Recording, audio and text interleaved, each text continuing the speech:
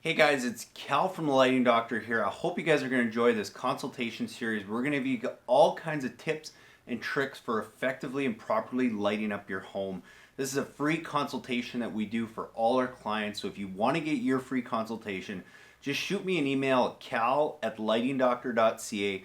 Send me a few pictures and we'll give you a video presentation of what lights are going to work best with your property, or go and visit us at lightingdoctor.ca or go check out all our videos on YouTube.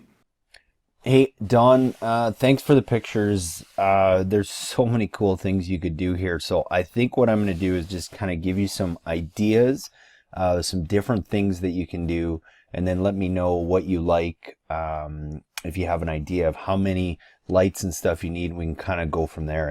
I think there's so many different things you can do. So I just want to give you some ideas, that you guys can kind of work with here. So I know you'd said about lighting the pathways and the boathouse and stuff. So couple different ways I think we can go about doing this.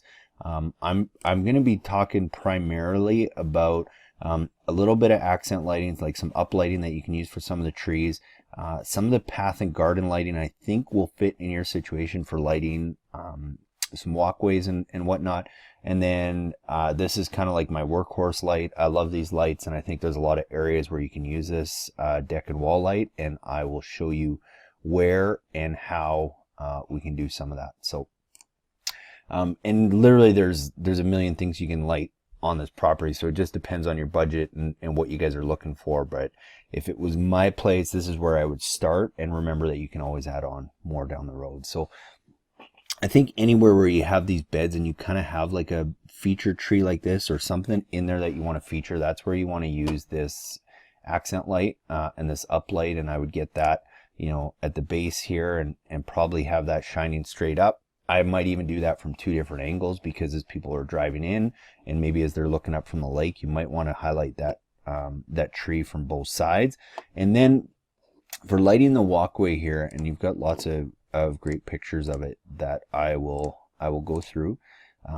Again, I mean, there's tons of driveway. There's lots of things you could do here with some accent lighting.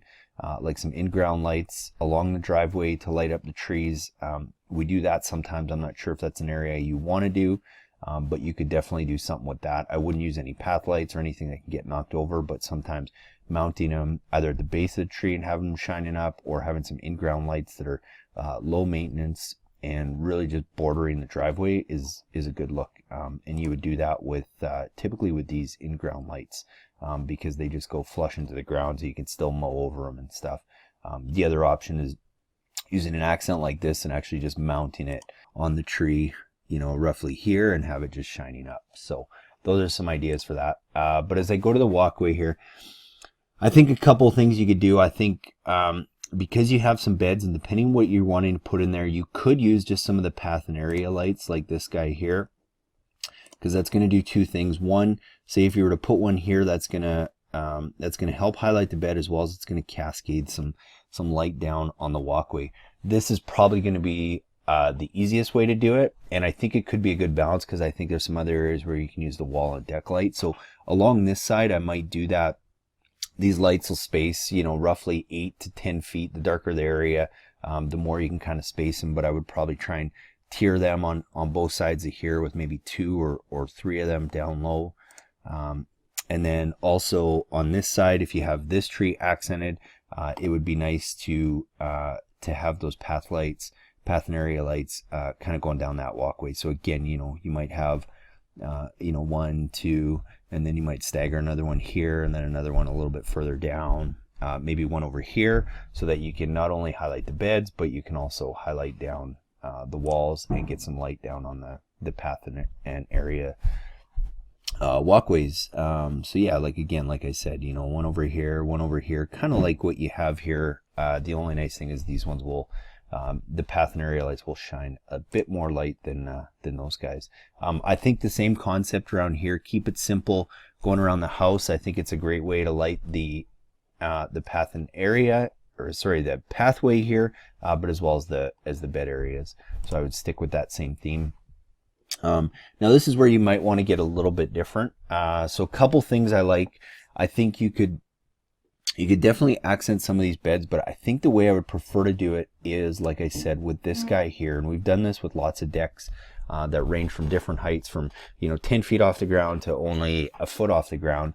But it's a great way to show off the deck, add some extra light on the pathway, patio, walkway, sitting areas, as well as highlight some beds. And how I would go about doing that is in these areas here, I would probably try and get those, one of those wall lights kind of right here, probably over here, and kind of over here. And what that does is it's going to cast light down, and it's going to kind of highlight and feature and perimeter of the wall. It's going to cast some light down onto the beds area, as well as if there's any walkway or stepping stone areas. It does a really good job of doing that. And I would keep that theme more back here than the path lights like we talked about in the front.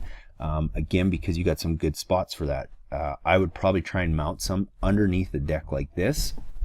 It's something I love doing because they're a little bit higher up, so you get even a little bit more spread of those lights. So I would probably try and get one, in here and in here. That's going to do a really good job of lighting this bed, as well as give you some light down below here.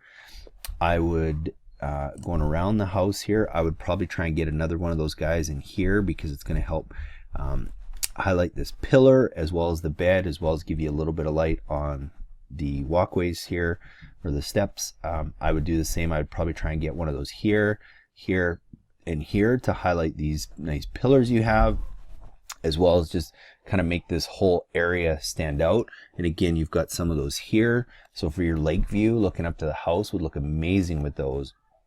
And then for these steps, it just kind of depends. I think what I would probably do is, in this area here, this is where I might try and get some of those walkway lights, the path lights, just to help cast some light down on the stairs so you can see them as you're walking down. But then I would also probably try and get, again, those deck and wall lights along here, because it's just going to do a really cool job and give you an amazing view of the lake. If you have that area lit up and the deck and the walkway area, you kind of got around this barbecue and fire pit area lit with some really nice subtle light, so it's not going to be too much and overwhelming. So that would be my thought. If you wanted to get a little bit more light on the upper tier of the deck, I know it's another way that looks really nice, is I would even consider getting some of those wall and deck lights up in this section here if you can access underneath there, because it is by far one of my favorite looks when you can use those, because that light disappears in the daytime, but it looks so good at night. Yeah, so if we keep moving around, again, there's so many things you can do on the property. Some in-ground lights to highlight some of the, I'm not too sure if these are fruit trees or what you have here. You could definitely do that. Again, it just depends on your budget and what you're looking to do. The reason I like the in-ground lights is because it's going to be low maintenance, because you can just put them flush in the ground and you can just mow or trim over them, or whatever you need to do. And then going to the boathouse, I'm still a big fan of using those same wall lights, because I think you can easily have them kind of hidden up here in areas like this. That's going to cast some light down and give you some light for your, stairs and walkway areas. Again, if you had one here, that would give you a good amount of light on these kind of stairs. You have one here, it's going to cast a little bit of light on these stairs. And it's a really simple light to hide. So I hope you like that thought. I hope it gives you some ideas. Again, there's so many different things you can do, but chew on those a little bit. Let me know what you think. If there's any areas you think I missed, I'd be happy to point out those as well. All right, thanks so much, Don. Hey guys, I really hope you enjoyed that video presentation with some great tips and tools on how to go and properly and effectively light up your landscape. And be sure, if you want your own free consultation video just like that one, send me an email at cal@lightingdoctor.ca with a few pictures of your property, and we'll get back to you with some really cool ideas and ways to go and effectively light your property. And be sure to watch the videos after this one for more tips on how to install landscape lighting, as well as how to light up your landscape the best way possible.